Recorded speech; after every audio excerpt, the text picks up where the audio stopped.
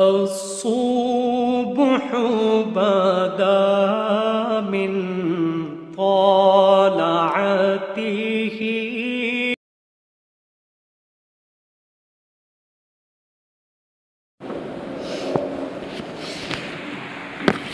دوسرے پارے میں 9واں رکوع اور سورہ البقرہ کا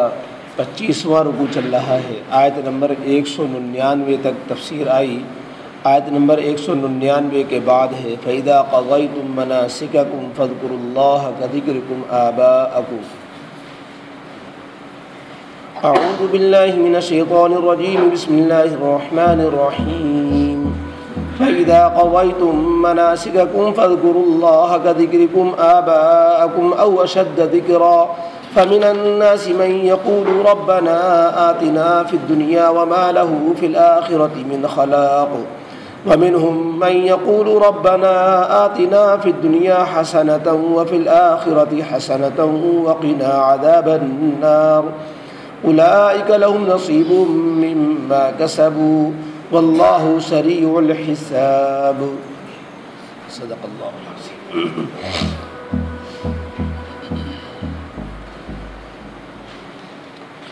اوپر سے ذکر حج کے احکام کا چل رہا ہے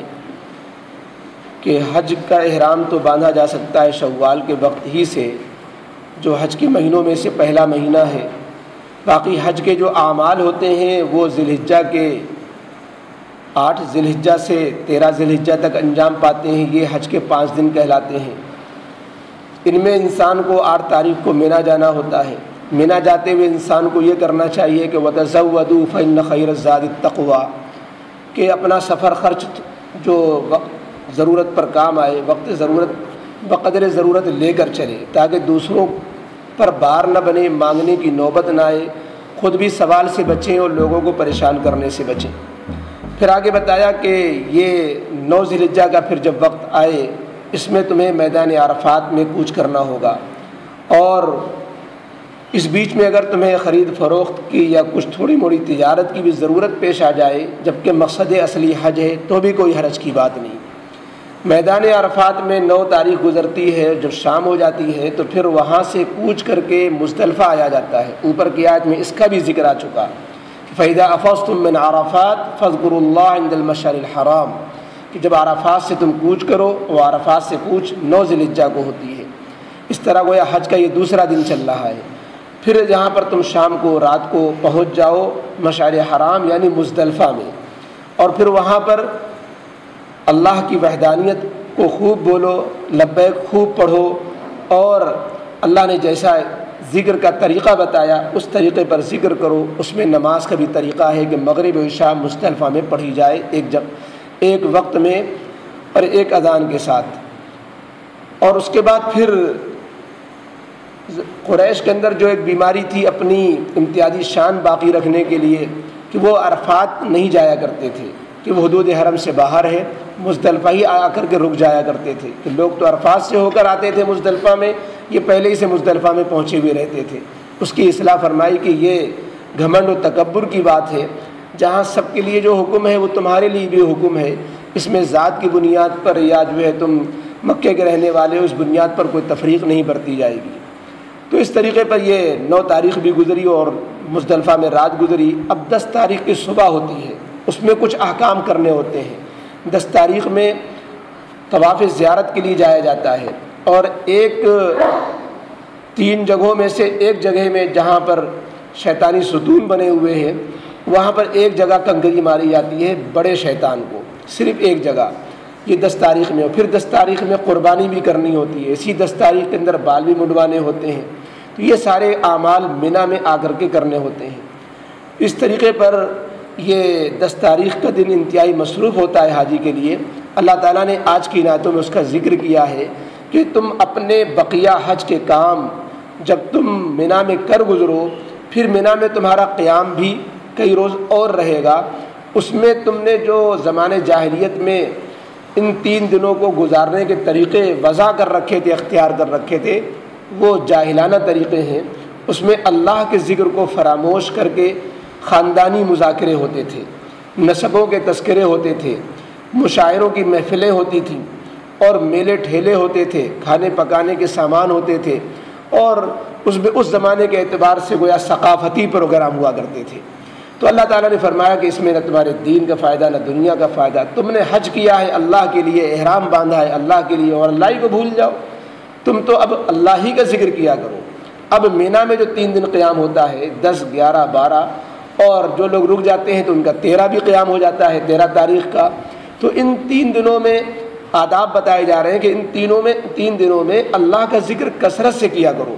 تم نے اب تک جو زمانے جاہلیت میں آبا و اجداد کے تذکرے کیے ان کو چھوڑو، ان کی جگہ پہ اللہ کا ذکر کو تک محدود رہو، اور اللہ کا ذکر ایسے والیانہ انداز میں کرو جیسے کہ تم اپنے آبا و اجداد کا تذکرہ بڑے ذوق شوق سے کیا کرتے تھے، بڑی دلچسپی اور سرگرمی سے کیا کرتے تھے۔ اس طرح کی سرگرمی اللہ کے ذکر میں دکھلاؤ، کہیں زیادہ اس سے اللہ کا ذکر ہونا چاہیے۔ تو یہاں پر حکم یہ دیا گیا تم ارکان حج ادا کر چکو۔ یہاں پر ارکان حج سے مراد ایک تو طواف زیارت ہے۔ حج میں 2 بڑے فرض ہوتے ہیں احرام کے بعد کہ ان کے بغیر حج ہی نہیں ہوتا۔ اگر جو ہے کوئی ان دونوں چیزوں کو چھوڑ دے تو اگلے سال اس کو قضا کرنے جانا پڑے گا، اس کا کوئی بدل بھی نہیں ہوتا۔ ایک ہے میدان عرفات کا قیام 9 ذی الحجہ کو، دوسرے طواف زیارت جو 10 کو کرے، 10 کو نہ کر سکے تو 11 کو کر لے، 11 کو نہیں تو 12 کو کر لے، 12 کے بعد کرے گا تو جرمانے میں ایک جو ہے بکری بھی ذبح کرنی پڑے گی، اور ساتھ ساتھ جو ہے طواف زیارت تو کرنا ہی ہوگا۔ خدا نہ خواستہ طواف زیارت کیا ہی نہیں، وطن آ گیا تو میاں بیوی ایک دوسرے کے لیے حلال نہیں ہوں گے جب تک کہ اگلے سال طواف زیارت کے لیے نہ جائے، اور خود کرنا ہوگا طواف زیارت کے لیے جانا پڑے گا۔ تو یہ 2 بڑے اہم فرض ہوتے ہیں۔ اس کے علاوہ 6 واجبات ہوتے ہیں جس میں سعی ہے اور رمی ہے اور طواف وداع ہے، اور اسی طریقے سے قربانی ہے، بال کا مونڈنا ہے۔ تو یہ طواف زیارت اور عرفات کا قیام، یہ 2 تو فرض ہوئے احرام کے علاوہ، اور باقی 6 واجبات ہوتے ہیں اور 13 سنتیں ہوتی ہیں۔ تو جو لوگ حج پہ جاتے ہیں ان کو یہ ساری چیزیں تفصیل سے بتائی جاتی ہیں۔ یہاں تفصیل کا تو موقع نہیں ہے، اجمال کے ساتھ خلاصے کے طور پر یہ بات کہ قرآن نے اشارہ کیا کہ تم جب حج کے ارکان کر چکو، یعنی طواف زیارت کر لو، 10 تاریخ میں شیطان کو کنکری مارنی ہوتی بڑے والے کو، جو مکے سے آتے ہوئے قریب پڑتا مسجد خیف کے، تو اس میں جو ہے بڑی کنکری جس کو جمرہ اخیرہ بھی بولتے ہیں، جمرہ عقبہ بھی بولتے ہیں، جمرہ کبریٰ بھی بولتے ہیں، اور لوگ یہاں کے ہندوستانی زبان میں بڑا شیطان بھی کہہ دیتے ہیں۔ وہ جب وہاں کنکری ساتھ مار چکو تو پھر اس کے بعد اللہ تعالیٰ نے فرمایا اب 3 دن تمہارا اور قیام ہے، 11، 12 کو بھی کنکری مارنی ہے۔ لیکن ان دنوں کو کن مصروفیت میں گزارا جائے؟ اب حج کے ارکان تقریباً پورے ہو چکے ہوتے ہیں، قربانی بھی ہو چکی ہوتی ہے 10 کو، اور سر کے بال بھی مونڈے جا چکے ہوتے ہیں، احرام بھی کھل جاتا ہے۔ تو وہ لوگ تو یہ کیا کرتے تھے کہ جیسا کہ عرض کیا گیا، مشاعرے کرتے تھے اور جو ہے پکنک گویا مناتے تھے، اور خوب خاندانی تذکرے کرتے تھے، اور گویا اپنے اپنے قبیلوں کی جے بولا کرتے تھے۔ تو اس سے سب سے منع کر دیا گیا اور کہا کہ نہیں، یہ حج کے روح کے خلاف ہے، حج کے مقصد کے خلاف ہے۔ تم تو حج اللہ ہی کے لیے کیا ہے، اللہ کے سوا تم اپنے خاندانی چیزوں کا ذکر کر کے اپنے حج کو برباد نہ کرو۔ بلکہ اب اسی سے یہ بھی نکلا کہ وہ تذکرے، خاندانی تذکرے، آبا و اجداد کے تذکرے کوئی ناجائز چیز تو ہوتی نہیں ہے، کر سکتا ہے آدمی، لیکن اس مقصد کے تحت وہ حج کے زمانے میں، جبکہ یہ اللہ کے لیے یہ ایام خاص ہیں، انتہائی متبرک ایام ہیں، یہ اوقات حاجیوں کو کہاں ملتے ہیں اور زندگی میں 1-2 بار موقع ملتا ہے، اس میں انسان اپنے اوقات کو اپنی اللہ سے لگانے کے بجائے دوسری چیزوں میں لگے، بھلے وہ جائز کیوں نہ ہو، لیکن یہ اس کے حج کے مقصد کے خلاف ہے۔ اس سے یہ بھی پتہ چلا کہ اب جو لوگ حجاج کرام جاتے ہیں وہ ادھر گھوم رہے ہیں ادھر گھوم رہے ہیں، ذکر بت تھوڑا سا کر رہے ہیں، یہ حج کے مقصد کے خلاف ہے۔ ان کو چاہیے کہ وہ دعوتوں میں اور بازاروں میں اور ادھر ادھر کی چیزوں میں گھومنے پھرنے کے بجائے اللہ کا ذکر کثرت سے کیا کریں۔ اس میں اللہ کے ذکر سے مراد ایک چیز اور بھی ہے، وہ ہے جو ساری دنیا کے اندر 9 ذی الحجہ کی فجر سے 13 ذی الحجہ کی عصر تک تکبیر تشریق پڑھی جاتی ہے۔ تکبیر تشریق پڑھی جاتی ہے، اللہ اکبر اللہ اکبر لا الہ الا اللہ واللہ اکبر اللہ اکبر وللہ الحمد۔ اس کا بھی حکم اس آیت کے اندر شامل ہے کہ تم اللہ کا ذکر ان دنوں میں کیا کرو۔ اور یہ جو انداز اختیار کیا قرآن نے کہ اللہ کا ذکر ایسے کیا کرو جیسے تم اپنے آبا و اجداد کا ذکر کرتے تھے، یا ایسے اس سے بھی کہیں زیادہ۔ اس سے ایک اشارہ یہ بھی مفسرین نے لکھا کہ بچپن میں انسان جیسے اپنے ابا کو پکارا کرتا ہے، اور یہ سمجھتا ہے کہ ابا ہماری ضرورتیں پوری کرتے ہیں، تو قرآن نے کہا فَاذْكُرُوا اللَّهَ كَذِكْرِكُمْ آبَاءَكُمْ،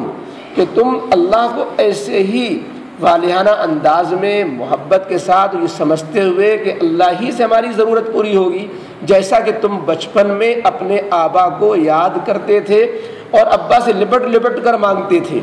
اور ابا سے ضدیں کرتے تھے اور یہ سمجھتے تھے کہ ابا ہماری ضرورتیں پوری کر رہے ہیں۔ اب تم عاقل ہو گئے، بالغ ہو گئے، جوان ہو گئے، سمجھ آ گئی، تمہیں پتہ چل گیا کہ ابا کی بھی ضرورتیں اللہ ہی پوری کرتے ہیں اور سب کی ضرورت بھی اللہ پوری کرتے ہیں، لہذا اللہ سے اب ویسے مانگو جیسے بچپن میں تم ماؤں باپوں سے مانگا کرتے ہو۔ یہاں آبا سے میں جو مائیں بھی شامل ہیں، جب بولتے ہیں جیسے والدین، تو والدین کا مطلب دو والد تو نہیں ہو جاتے، والد والدہ، لیکن اس کا تسنیہ بناتے ہوئے والدین بولتے ہیں۔ ایسی آبا کے اندر جو ہے مائیں بھی شامل ہیں کہ جیسے تم اپنے اماں ابا سے مانگا کرتے تھے بچپن میں، ایسے ہی اللہ سے مانگنا چاہیے، یعنی خوب شوق کے ساتھ لپٹ کر کے اور یہ سمجھ کر کے کہ ان سے ضرورت اللہ ہی سے ضرورت پوری ہوگی۔ اب مانگنے والے بعض لوگ ہوا کرتے تھے حج کے اندر اور آج بھی ایسے پائے جاتے ہیں، اللہ تعالیٰ نے ان کی بھی اصلاح فرمائی، اور اس میں تمام حاجیوں کو ان چیزوں پہ بہت غور سے ان چیزوں کو جو ہے محسوس کرنا چاہیے کہ حج کے زمانے میں جانے کے بعد مقامات مقدسہ آتے ہیں، زمزم کے موقع پر دعا ہوتی ہے، رمی جمار کے موقع پر کنکری مارتے وقت دعا مانگی جاتی ہے، میدان عرفات میں دعا مانگی جاتی ہے، خانہ کعبہ کو دیکھ کر دعا مانگی جاتی ہیں، تو انسان کیا مانگے اور وہاں کیا مانگنا چاہیے۔ اللہ تعالیٰ نے کچھ لوگوں کی حرکت بتائی کہ وہ آخرت تو ان کے ذہن میں ہوتی نہیں، اور جس کے ذہن میں آخرت نہیں ہوگی وہ کبھی آخرت کے مقصد کے لیے حج بھی نہیں کرتا، اس کا مقصد بھی پھر نیت درست نہیں ہوتی، اور پھر وہ اللہ تعالیٰ سے آخرت کی بھلائی بھی نہیں مانگا کرتا، پھر وہ اللہ تعالیٰ سے اپنے تعلق بھی صحیح نہیں جوڑا کرتا، اس کا مقصد تو محض دنیا کی دولت، عزت، دنیا کی نعمت، یہی اس کے پیش نظر ہوتا ہے، یہاں پر یہی چاہ رہا تھا وہاں پر بھی وہی چاہتا ہے، اور آخرت کا ذکر بھولے سے بھی نہیں کرتا، اس لیے کہ اس کا آخرت پر یقین بھی نہیں ہوتا۔ تو ایسی صورت میں جو لوگ جن کا مشن ہی یہ ہو کہ وہ دنیا صرف اچھی بنانا چاہتے ہیں اور حج کو بھی دنیا اچھی بنانے کا ذریعہ بنا رہے ہیں، اور یہ سمجھ رہے ہیں کہ حج کر لیں گے، وہاں مانگ لیں گے تو ہماری دنیا بن جائے گی، چنانچہ وہ یہاں پر بھی دنیا مانگا کرتے ہیں اور وہاں پر پہنچ کر کے بھی دنیا مانگا کرتے ہیں، تو ان کے الفاظ یہ ہوا کرتے ہیں ربنا آتنا فی الدنیا، بس وہ یہ بھی قید نہیں لگاتے کہ دنیا میں اللہ حلال چیز عطا فرما، بس کہتے ہیں اللہ بھی دنیا میں یہ دے یہ دے وہ دے، تو دنیا میں کی عزت، دنیا کی دولت، دنیا کی نعمت، دنیا کی فراوانی اور دنیا کی تمام حاجتیں وہ مانگا کرتے ہیں۔ حالانکہ دنیا کی حاجتیں مانگنا یہ کوئی برا نہیں ہے، آگے آ رہا ہے کہ جو اللہ والے بندے ہوتے ہیں وہ کیا مانگا کرتے ہیں، وہ کیا مانگا کرتے ہیں، لیکن جو لوگ صرف طالب دنیا ہوتے ہیں، جو دنیا کو قبلہ کعبہ مقصود بنائے ہوتے ہیں، وہ یہ قید بھی نہیں لگاتے کہ دنیا اللہ میں حلال طریقے سے دے، بلکہ ربنا آتنا فی الدنیا کہتے ہیں، حسنتن بھی نہیں کہتے، ربنا آتنا فی الدنیا، کیونکہ انہیں تو دنیا سے مطلب ہے، حلال ملے، حرام ملے، اور جھوٹ سے ملے اور سچ سے ملے، بس دنیا ملے، تو وہ وہاں پر صرف دنیا مانگتے ہیں۔ اللہ فرماتے ہیں جو صرف دنیا کی طلب لے کر آیا ہے، دنیا کو اچھی بنانے کے لیے وہ جو مقصد سے تگ و دو کر رہا ہے، وہ سارے اس کے طواف اور ساری اس کی سعی اور سارا اس کا حج اس لیے ہے تاکہ وہ دنیا اپنی بہتر بنائے، تو آخرت میں اس کا ذرہ برابر حصہ نہیں ہوگا، اس کا یہ حج قبول نہیں ہوگا، اس نے اللہ سے اپنے آخرت کو مانگا ہی نہیں، تو آخرت میں وہ پکڑا جائے گا،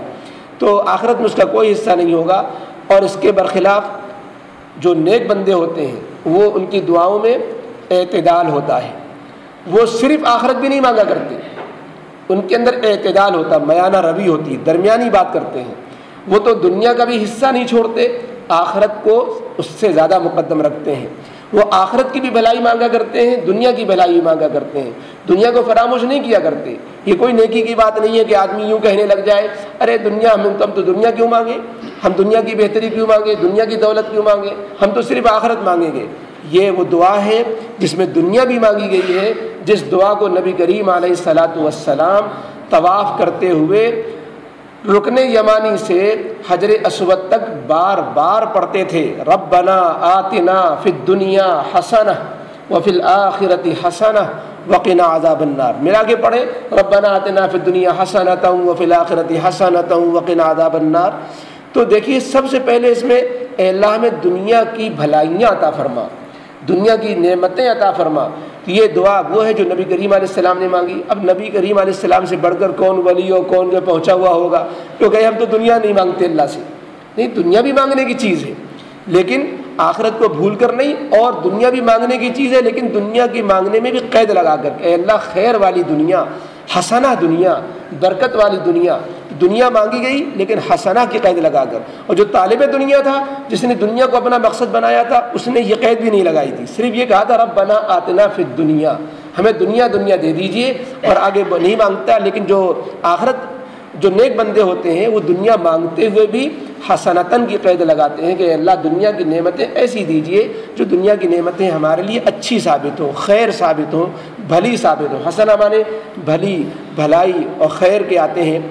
اور اس سے مراد کیا ہے کہ اللہ ہمیں دنیا کی بھلائیاں عطا فرما، اور دنیا میں خیر والی نعمتیں، اس میں انسان کی، مفسرین نے لکھا بہت کچھ آ گیا۔ دنیا کے انسان کی اپنی بدنی صحت، اہل و عیال کی جو ہے صحت، اہل و عیال کی عافیت، کاروبار کی عافیت، روزی کی فراوانی، گھر کی اچھائی، پڑوسیوں کی اچھائی، اور اسی طریقے سے دنیا کی عزت، دنیا کے اندر جو ہے محتاجی سے پناہ، دنیا کا سکون، دنیا کی بھلائی، نیک بیوی، یہ ساری نعمتیں اس کے اندر آ گئیں، اور ساتھ ساتھ کہ دنیا میں رہتے ہوئے نیک اعمال کی توفیق، آخرت کی تیاری، اللہ کی یاد، کہ یہی دنیا اچھی ہوتی ہے جس دنیا کے اندر اللہ کی یاد بھی ہو، دنیا نیک اعمال کی توفیق بھی ہو، انسان نیک بن کر جی رہا ہو، لوگ اس کی عزت کر رہے ہوں، اس کو عافیت نصیب ہو، صحت نصیب ہو، لوگ اس سے سکون حاصل کر رہے ہوں، خود بھی سکون میں ہو، یہ سب دنیا کی بھلائی میں شامل ہے۔ یہ بڑی دعا اہم ہو جاتی ہے اس معنی کر کہ انسان کو جتنی دنیا کی لین کی جائز ضرورتیں ہیں سب ایک لفظ میں سما گئیں، ربنا آتنا فی الدنیا حسنہ، اے اللہ ہمیں دنیا کی تمام بھلائیاں عطا فرما۔ اور پھر وہ ساتھ میں مانگتے ہیں وفی الآخرۃ حسنہ، اے اللہ دنیا تو سب کچھ نہیں ہے، اللہ دنیا تو ایک دن چھوٹنے والی ہے، ہمیں تو آخرت میں پہنچنا ہے آپ کے ہاں، آپ کی رضا نصیب نہ ہو، جنت نہ نصیب ہو، وہاں پر جو ہے میدان محشر کی سختیوں سے نجات نصیب نہ ہو، تو آخرت کی مصیبت تو دنیا کی مصیبتوں سے بہت بڑھی ہوئی ہے، لہذا ہمیں آخرت میں بھی بھلائیاں عطا فرما۔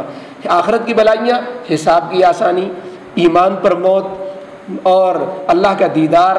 اور میدان محشر کی سختیوں سے نجات، حساب کتاب کی آسانی، پل صراط پر سے آسانی سے گزر جانا،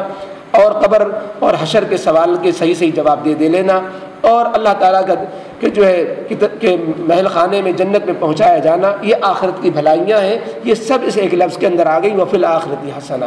اور کہا وقنا عذاب النار، کہ اللہ ہمیں جہنم کے عذاب سے شروع ہی سے بچائے رکھیے گا، بعد میں تھوڑی دیر کے لیے بھی انسان اگر جہنم میں گیا تو وہ مصیبت میں پھنسے گا، تو اللہ ہمیں جہنم کے عذاب سے بچائے رکھے۔ اللہ نے فرمایا، ان کی تعریف کی کہ یہ ہیں نیک بندے کہ ان کو ان کی کمائی کا نصیب ان کا جاگا، اور ان کی کمائی کا حصہ ان کو ملے گا، انہوں نے جو مانگا وہ ان کو ملے گا، انہوں نے صرف دنیا نہیں مانگی، آخرت مانگی، اور جنہوں نے دنیا مانگی تھی اللہ نے یہ نہیں کہا کہ جو مانگا وہ ان کو ملے گا، یوں کہا کہ آخرت کا حصے سے محروم ہو گئی ہے، جنہوں نے دنیا کو مقصود بنایا آخرت کے حصے سے محروم ہو گئی ہے، یہ کہا، اور دنیا کے لیے جو مانگا وہ مل جائے گا یہ وعدہ نہیں کیا اللہ نے، لیکن جو دونوں مانگتے ہیں اللہ تعالیٰ فرماتے ہیں ان کو ان کے نیک دعا کا ثمرہ ملے گا۔ شکل کیا بنے گی اللہ نے یہ نہیں بتائی، لیکن یہ بتایا کہ ان کی دعا رائگاں نہیں جائے گی، اور اللہ تعالیٰ کے یہاں تو بہت جلد حساب سیکنڈوں میں بلکہ کن فیکون کے ذریعے ہونے والا ہے، تو اس لیے جو ہے اللہ تعالیٰ کے حساب کو سامنے رکھتے ہوئے انسان کو اپنی دعائیں مانگنی چاہیے۔ تو یہاں پر مینا کے اندر دعاؤں کا اہتمام، اللہ کے ذکر کا اہتمام اور کثرت سے ذکر کرنا،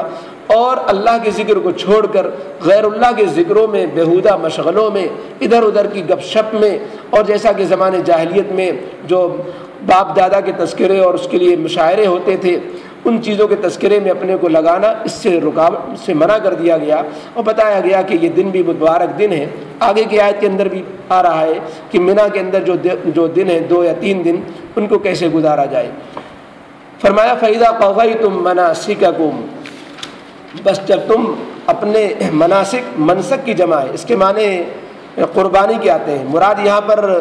احکام ہیں، مناسک حج مراد ہیں، جب تم حج کے مناسک یعنی حج کے اعمال، حج کے ارکان، حج کے احکام پورے کر چکو،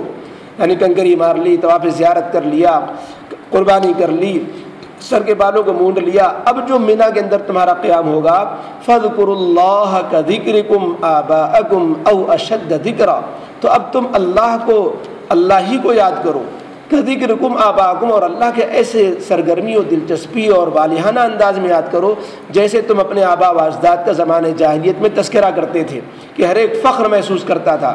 اور اپنے اندر جو ہے خوشی محسوس کرتا تھا اپنے آبا و اجداد کے کارناموں کا ذکر کر کے، ایسے ہی تمہیں اللہ کا ذکر کرتے ہوئے خوشی اور اللہ کے کاموں کو یاد کرو، او اشد ذکرہ، یا اس سے بھی کہیں زیادہ، یعنی آبا و اجداد کا ذکر سے بھی تمہیں کہیں زیادہ اللہ کا ذکر کرنا چاہیے، کیونکہ آبا و اجداد کی نعمتیں بھی اللہ ہی کی دی ہوئی تھیں، آبا و اجداد کے کمالات اپنے کمالات نہیں تھے، وہ تو اللہ ہی کے بخشے ہوئے کمالات تھے، لہذا اللہ کا ذکر تمہیں زیادہ کرنا چاہیے اور اللہ کی تذکرے ہی میں تمہیں جو ہے تمہارا دل خوش ہونا چاہیے۔ فَمِنَ النَّاسِ مَن يَقُولُ رَبَّنَا، تو کچھ لوگ تو دوسروں کا تذکرہ نہیں کرتے، اللہ ہی سے مانگتے اور دعا کرتے، لیکن وہ دنیا ہی کو سامنے رکھتے، وہ طالب دنیا ہوا کرتے تھے، صرف دنیاوی حاجات اللہ سے طلب کرتے تھے، اللہ نے ان کی مذمت بیان کی، اور اصل میں ایک روگ چھپا ہوا ہوتا تھا جس کی وجہ سے وہ آخرت کو مانگتے ہی نہیں تھے، وہ یہ کہ وہ آخرت کو ان کا یقین نہیں تھا، اور آخرت کے سلسلے میں ان کو تیاری اور آخرت کی یاد ان کو نہیں رہتی تھی، اس کی وجہ سے یہ صرف دنیا تک وہ محدود رہتے تھے۔ فَمِنَ النَّاسِ مَن يَقُولُ رَبَّنَا آتِنَا فِي الدُّنْيَا، بس لوگوں میں سے بعض وہ ہیں اور کتنے ہی لوگ ہیں جو صرف یہ دعا مانگتے ہیں، ربنا آتنا فی الدنیا، اے رب ہمیں دنیا میں سب کچھ دے دیجئے، دنیا میں سب کچھ دے دیجئے، اچھا یا برا یہ نہیں کہا، نیکی یا بھلائی والی، بلکہ جو نعمتیں ہوں چاہے وہ ہمارے لیے نقصان دہ ہوں چاہے مفید ہوں، مطلب بغیر حلال و حرام ہو، اس کی تمیز کیے بغیر دنیا کو طلب کرتے ہیں۔ وَمَا لَهُ فِي الْآخِرَةِ مِنْ خَلَاقٍ، اور ان کا آخرت میں پھر کوئی حصہ نہیں رہ جاتا، انہوں نے آخرت کے لیے نہ مانگا نہ آخرت کے لیے عمل کیا، ایسوں کا حج بھی سمجھا جا سکتا ہے کیسا ہوتا ہوگا۔ وَمِنْهُمْ مَنْ يَقُولُ رَبَّنَا آتِنَا فِي الدُّنْيَا حَسَنَةً، اور کتنے نیک بندے وہ ہیں جو اپنی دعاؤں میں کہتے ہیں اے ہمارے پروردگار آتنا فی الدنیا حسنہ، دنیا میں بھی اے اللہ ہمیں بھلائیاں عطا فرما، ہمیں خوبیاں عطا فرما، دنیا میں جو ہمیں جائز ہماری حاجتیں ہیں وہ بھی پوری فرما اور بحسن خوبی پوری فرما، وفی الآخرۃ حسنہ، اور آخرت میں بھی ہمارے ساتھ بھلائی اور اچھائی کا معاملہ فرما، کہ وہاں پر بھی آخرت کی بھی خوبیاں ہمیں نصیب ہو جائیں، آخرت کی بھلائیاں مل جائیں، وقنا عذاب النار، اور ہمیں جہنم کے عذاب سے محفوظ فرما۔ تو یہ نیک بندوں کی دعا، اللہ نے ان کی تعریف فرمائی، اولئک لہم نصیب مما کسبوا،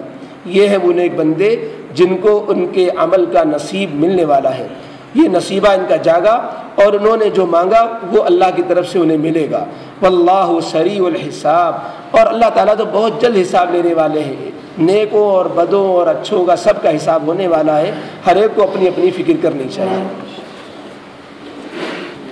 اللهم صل على سيدنا مولانا وحبيبنا وشفيعنا محمد وعلى آل سيدنا محمد وآله وصحبه وبارك وسلم۔ ربنا ظلمنا أنفسنا وإن لم تغفر لنا وترحمنا لنكونن من الخاسرين۔ ربنا لا تزغ قلوبنا بعد إذ هديتنا وهب لنا من لدنك رحمة إنك أنت الوهاب۔ ربنا آتنا في الدنيا حسنة وفي الآخرة حسنة وقنا عذاب النار۔ ربنا آتنا في الدنيا حسنة وفي الآخرة حسنة وقنا عذاب النار۔ ربنا آتنا في الدنيا حسنة وفي الآخرة حسنة وقنا عذاب النار۔